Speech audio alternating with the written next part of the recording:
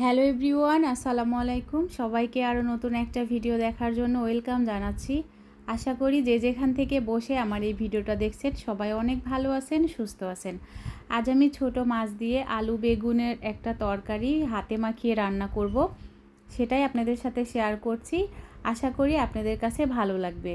আর আমার এই ভিডিওটা যদি আপনাদের কাছে ভালো লাগে, আমার ফেসবুক পেজটা ফলো দিয়ে পাশেই থাকবেন। যারা ইউটিউব থেকে দেখবেন তারা আমার চ্যানেলটা সাবস্ক্রাইব করে পাশে থাকা ছোট্ট বেল বাটনটি বাজিয়ে দিবেন।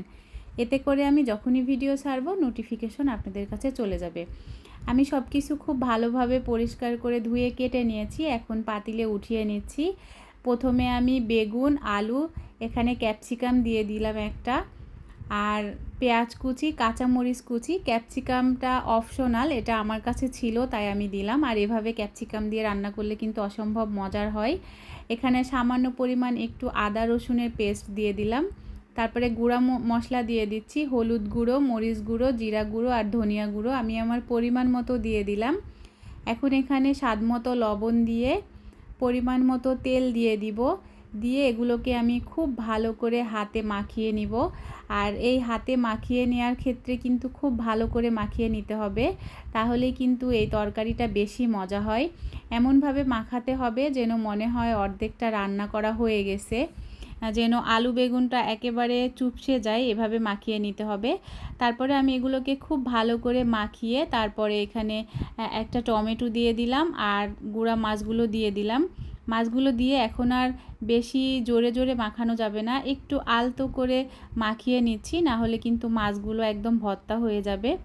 তারপরে এখানে পরিমাণ মতো পানি দিয়ে আমি এটাকে রান্না করব। আর পানিটা খুব বেশি দেয়া যাবে না, খুব অল্প পরিমাণ পানি দিতে হবে, যেহেতু আমি ঝোল রাখবো না। তো আমি এখানে গরম পানি দিয়ে দিলাম। পানিটা দিয়ে এগুলোকে হাত দিয়ে সমান করে দিয়ে এখন এটাকে ঢাকা দিয়ে আমি চুলার জালটা ধরিয়ে কিছুক্ষণ রান্না করে নিয়েছি। তারপরে আমি আবার ঢাকনাটা উঠিয়ে এটাকে একটু নাড়াচাড়া করে উল্টাপাল্টা করে দিচ্ছি। আর প্রত্যেকটা সবজি যেহেতু সেদ্ধ হতে খুব বেশি সময় লাগে না, এটা কিন্তু খুব সহজেই রান্না করা যায়। তো আমি এটাকে নাড়াচাড়া করে আবার ঢাকা দিয়ে আবার কিছুক্ষণ রান্না করে নিয়েছি। তারপরে আমার কাছে মনে হয়েছে টমেটোটা কম হয়ে গেছে, এখন আমি আরও একটা পাকা টমেটো এখানে উপর থেকে দিয়ে দিলাম। আর টমেটো খাওয়া কিন্তু অনেক ভালো স্কিনের জন্য, আর আমি সবসময় টমেটো একটু বেশি করে দিতে বেশি পছন্দ করি। টমেটোটা দিয়ে আবার একটু নাড়াচাড়া করে এটাকে ঢাকা দিয়ে আরও কিছুক্ষণ রান্না করে নিয়েছি। এখন কিন্তু ঝোলটা অনেকটাই কমে গেছে। তো এই অবস্থাতে ধনিয়া পাতা দিলে বেশি ভালো হতো। আমার কাছে যেহেতু ধনিয়া পাতা ছিল না, আমি এখানে টালা জিরার গুঁড়া দিয়ে দিলাম। আর এই টালা জিরার গুঁড়াটা দিলেও অসম্ভব ভালো লাগে খেতে, খুব সুন্দর একটা অ্যারোমা আসে। তো টালা জিরার গুঁড়াটা দিয়ে আমি একটু মিশিয়ে নিচ্ছি, নিয়ে এটাকে আরও 2 থেকে 3 মিনিটের মতো রান্না করব। তারপরে আমি চুলার জালটা বন্ধ করে দিব। অসম্ভব মজার ছিল তরকারিটা। আমি যেহেতু খাবারের পরে ভয়েস দিচ্ছি, আশা করি আপনাদের কাছে ভালো লেগেছে। ভালো লাগলে কমেন্ট করে জানাবেন। আর সবাই এভাবে ট্রাই করে দেখতে পারেন, আশা করি ভালো লাগবে। এই তো আমার তরকারির ফাইনাল লুক।